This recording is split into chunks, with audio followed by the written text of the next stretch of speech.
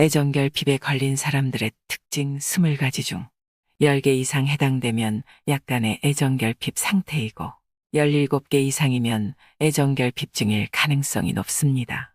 최근 먹어도 속이 허한 느낌이거나 폭식을 자주 한다. 혹은 담배나 군것질거리를 입에 달고 산다. 무의식적으로 손톱을 자주 물어뜯거나 다리를 떠는 습관이 있다. 혹은 손가락으로 머리카락을 꼬는 버릇이 있다. 별거 아닌 일에도 자책을 심하게 하거나 자신감을 잃는다. 사소한 일에도 상처를 쉽게 받고 사람들에게 서운함을 자주 느낀다. 감정이 예민하고 날씨에 따라서 감정 기복이 심하다. 혹은 SNS를 통해 자신의 감정을 자주 드러낸다. 책이나 영화를 보며 잘 운다. 혹은 엄마를 떠올리면 눈물부터 난다. 타인에 대한 의존도가 높고 연인이나 친한 사람이 주변에 없으면 불안해한다. 혹은 사귀는 남자가 반나절만 연락이 안 돼도 안절부절이다. 연애할 때 연하보다는 부모님처럼 해주는 사람과 결혼하고 싶다. 혹은 아빠 같은 남자와 결혼하고 싶고 연하의 남자는 사귀고 싶지 않다. 혼자 있는 것을 매우 싫어하고 혼자 있게 되면 급격하게 우울해진다. 혼자 있을 때는 누구와라도 대화를 해야 한다. 혼자 있을 때는 인터넷상으로라도 대화를 해야 한다. 외롭다는 말을 자주 하거나 외로움을 자꾸 부정한다. 사랑하는 것이 무섭고 두렵지만 금방 사랑에 빠진다. 또는 쉽게 연애를 시작하고 끝내기를 반복하거나 바람둥이 기질이 있다. 친구나 형제 사이에서도 세미나 질투가 많은 편이다. 혹은 항상 내가 1순위여야 하고 자신이 우선순위에서 밀리는 것을 참을 수 없어 한다. 신체적인 접촉이나 팔짱 끼기 같은 스킨십을 유난히 좋아한다. 백허그를 좋아하거나 안겨있거나 안아주는 것을 좋아한다. 가방이나 부드러운 쿠션을 껴안고 있어야 편하고 뭐라도 끌어안고 자야 한다. 혹은 어릴 적부터 애정하는 아이템을 성인이 돼서도 집착하는 경향이 있다. 사람에 대한 집착이 강하고 심하면 상대를 소유물로 생각하는 소유욕구가 강하다. 모든 사람에게 사랑을 받고 싶어 한다. 혹은 상대방에게 잘 보이려 무조건 순응하거나 끊임없이 사랑을 확인받으려 든다. 타인의 눈을 지나치게 의식하거나 누군가에게 보여주고 싶은 삶을 살려고 한다. 혹은 무리 중에 있으면 돋보이고 싶은 욕구가 크다. 사람들의 관심을 끌려고 무모한 행동이나 과격한 행동을 한다. 혹은 모임에서 어색한 분위기가 돌면 말도 안 되는 농담을 한다. 애정결핍의 특징 20가지 중 몇 가지나 해당되시나요? 10개 이상 해당되면 약간의 애정결핍 상태이고 17개 이상이면 애정결핍증일 가능성이 높으니까 혼자 고민하지 마시고 전문가의 상담을 받는 것도 필요합니다. 사람은 누구나 외롭고 사랑받기를 원합니다.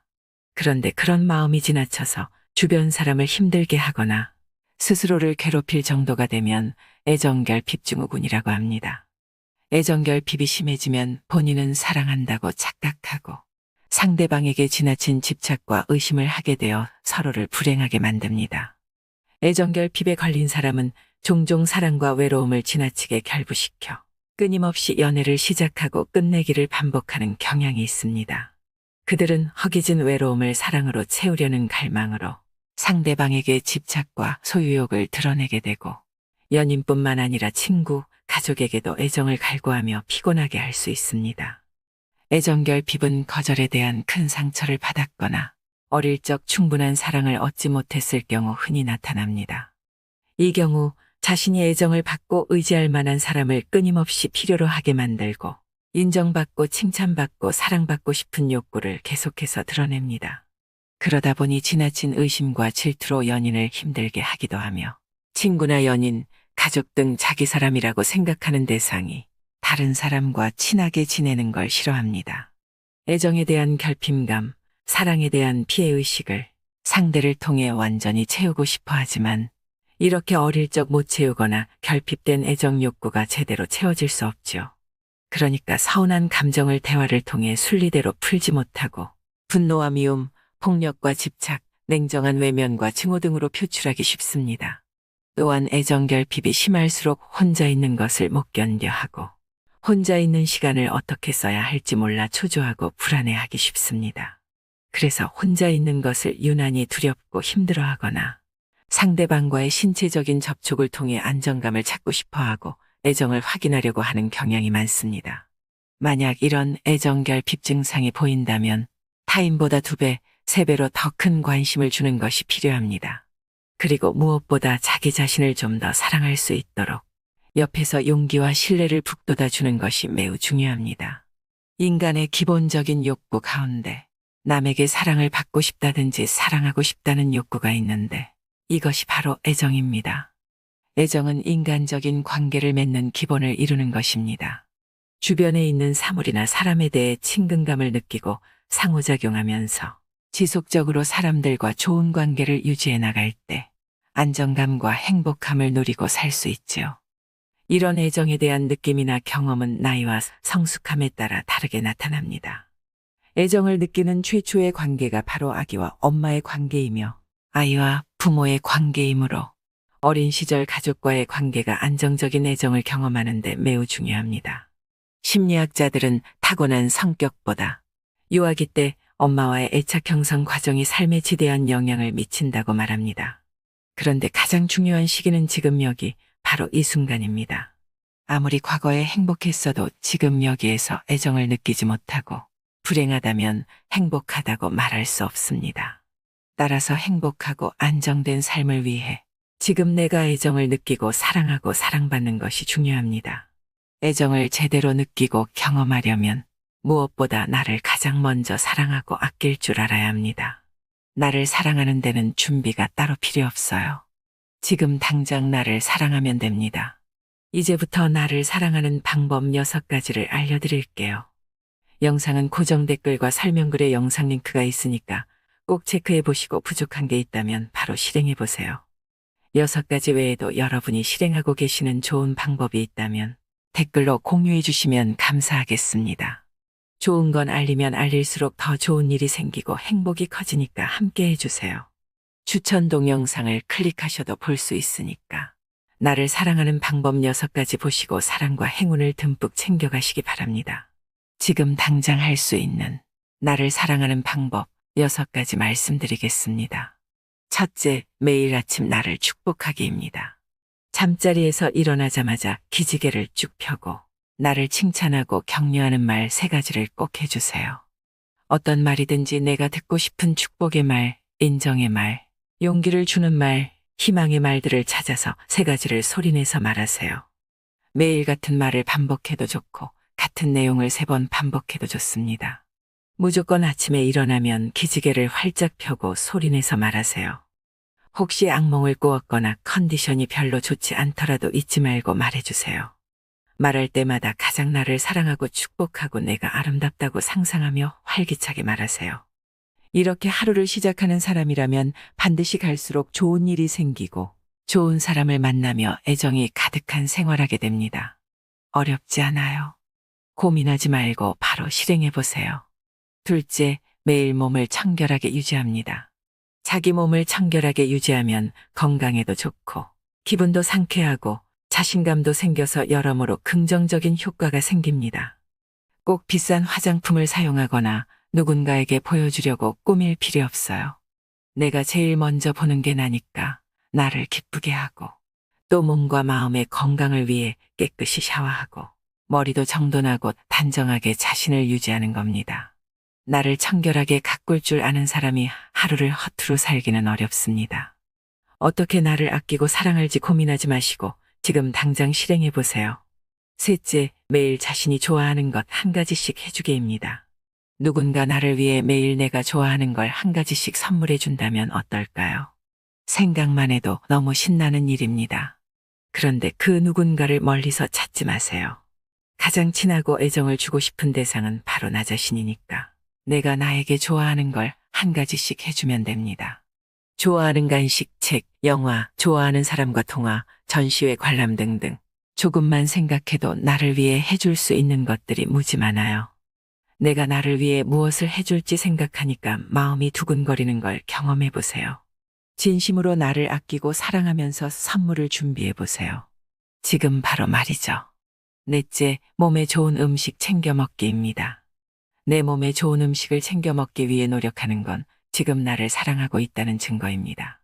다만 염려나 불안으로 지나치게 영양제에 의존하거나 까탈스럽게 음식을 챙겨 먹으면 오히려 나도 주변 사람들에게도 스트레스를 주고 도움이 안 됩니다.